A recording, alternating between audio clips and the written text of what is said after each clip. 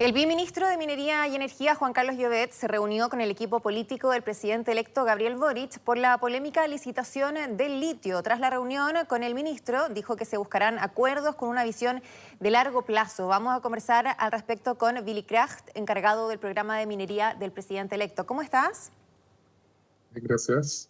Gracias por la invitación. Gracias a ti por conversar con nosotros. A ver si nos puedes contar cómo les fue en esta reunión.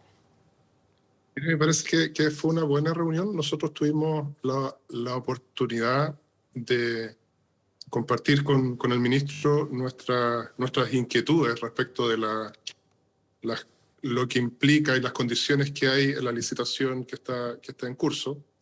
A nosotros no nos parece que sea una buena licitación y tenemos una serie de reparos que pudimos discutir con él.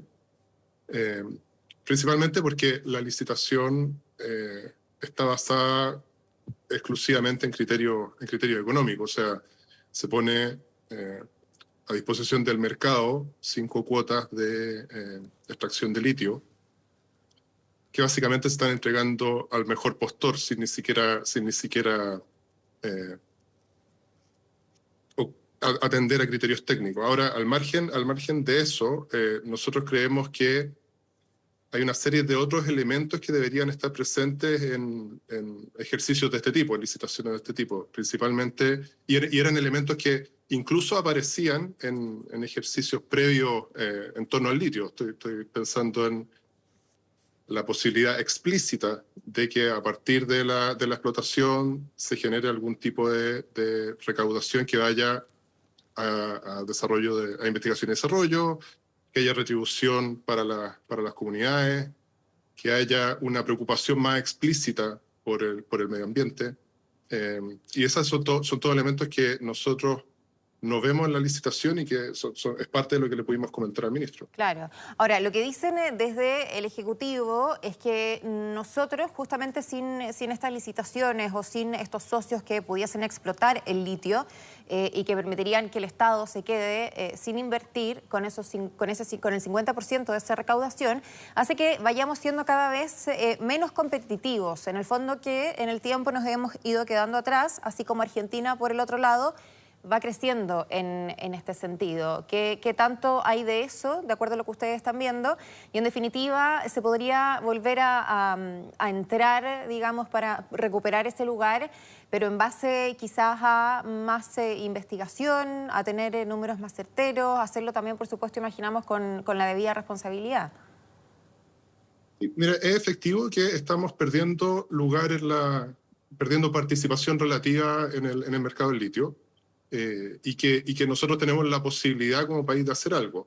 Ahora, una opción en la que explora el ministro, que es abrir la explotación a privado, o ampliar las cuotas de explotación de privados, que sería en este caso, porque no tenemos explotación estatal hasta ahora, pero también uno podría avanzar en esta línea con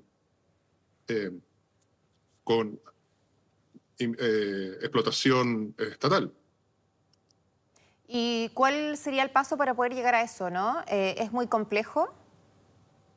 Bueno, nosotros tenemos en el programa la creación de la Empresa Nacional del Litio, que es algo que no vamos a dejar de hacer por el hecho de que esté sobre la mesa esta licitación. Nosotros creemos que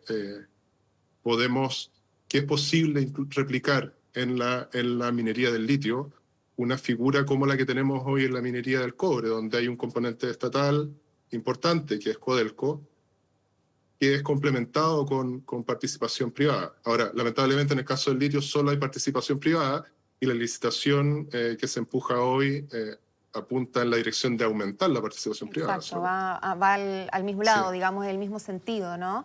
¿Qué le pareció al ministro Llobet o qué les ha dicho respecto a esto que tienen ustedes en el programa, ¿no? De hacer como una especie de Codelco también, pero del litio. No discutimos en profundidad eso. O sea, el ministro lo que dice es que la licitación no pone en riesgo la posibilidad de que nosotros tengamos la Empresa Nacional del Litio. Ya, que pueden ser complementarios, digamos. Sí, pero el argumento que aparece es que se está licitando el equivalente a un 4,4% de las reservas que tiene Chile.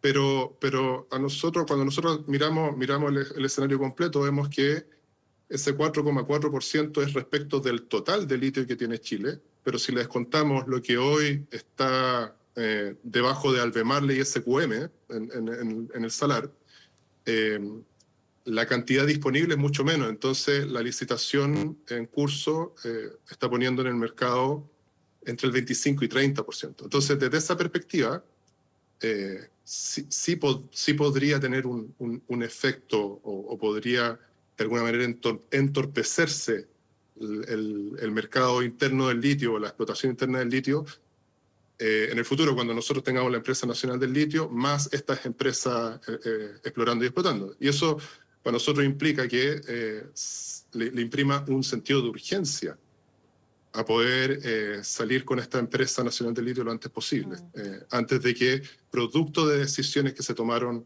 antes de nuestro gobierno, se pudiera entorpecer esa actividad. Billy, ¿y cómo se puede compatibilizar en el fondo la explotación minera y que vayamos recuperando cierta posición con el cambio climático, con la sequía, con las emisiones, con el consumo de diésel para la explotación minera, en un momento que es tan complejo en ese sentido? Sí, bueno, esa es la realidad que nos toca vivir hoy. Lamentablemente la licitación tampoco recoge eso, o sea, la licitación en curso tampoco recoge eso, y si miramos problemas así como un poquito de un poco más lejos, lo que deberíamos observar, y esto es relevante porque la licitación dice, mira, van a poder explorar y explotar atendidas las condiciones de la institucionalidad ambiental, o sea, todo lo que tiene que ver con cumplir con las normas de cuidado del medio ambiente que están hoy vigentes. Pero resulta que esas normas de cuidado del medio ambiente todavía tenemos que ser capaces de adaptarlas al contexto que nos toca vivir, que es un contexto de crisis climática, digamos que hay una presión importante sobre los territorios impuesta por el cambio climático.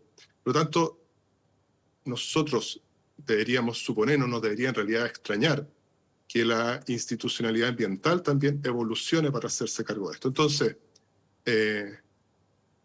nosotros teniendo la oportunidad, en el caso, y volviendo al caso de la licitación, teniendo la oportunidad de adelantar algunas de las preocupaciones que ya tenemos respecto de esta tensión sobre el territorio impuesta por el cambio climático, no hacerlo es como, pucha, lástima perder una oportunidad de esa naturaleza. Nosotros creemos que uno debería desde ya empezar a elevar aún más los estándares ambientales, principalmente porque sabemos que el territorio va a estar mucho más tensionado en el mediano y cercano corto plazo, de hecho. Claro. Y de acá a los próximos años, o más bien las próximas décadas, ¿debería aumentar la demanda por litio, la demanda por cobre? ¿Cómo se hace la transición a las energías más limpias también?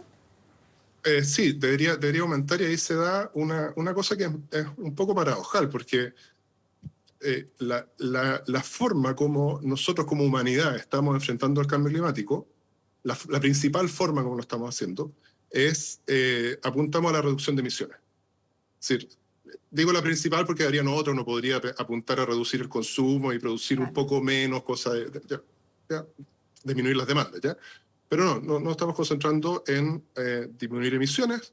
Disminuir emisiones implica generar energías limpias, cambiar los motores a combustión interna por motores eléctricos en los vehículos, y todo eso requiere mucho cobre y mucho litio.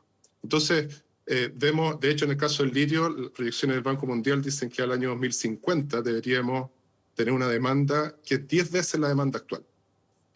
Y si uno hace el análisis completo, lógicamente esto implica que para hacer frente al cambio climático vamos a necesitar más minería. Pero es más minería en un territorio que está tensionado por el propio cambio climático. Por lo tanto, en la práctica lo que va a tener que ocurrir es que nosotros seamos capaces de transformar la forma en que hacemos minería. Claro, o sea, extraer esos recursos para esa mayor demanda, pero de una manera más limpia. Igual es el tremendo desafío, ¿no? Más limpia y con mucho cuidado por el impacto local.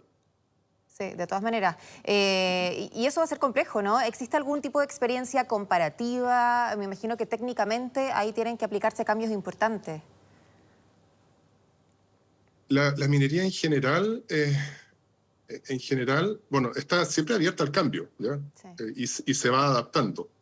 Pero yo diría que no hemos tenido antes en la historia minera una urgencia de cambio como la que vemos hoy. Ahora, cuando digo ha habido cambios en el tiempo, esos cambios son lentos porque requieren también cambiar la forma de concebir la minería. Digamos que hay paradigmas operacionales que tienen que ser cuestionados hoy.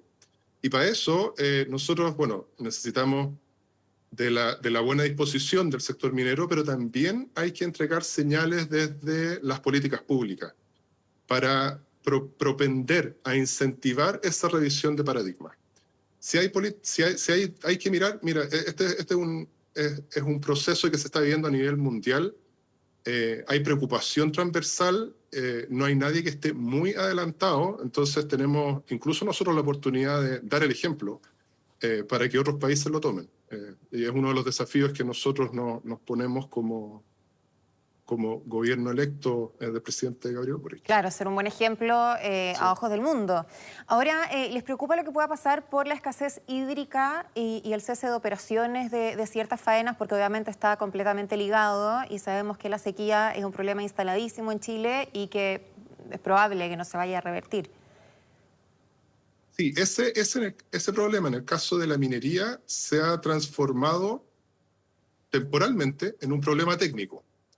En un problema técnico porque la solución que ha encontrado el sector minero para la crisis hídrica es la construcción de plantas de desalación.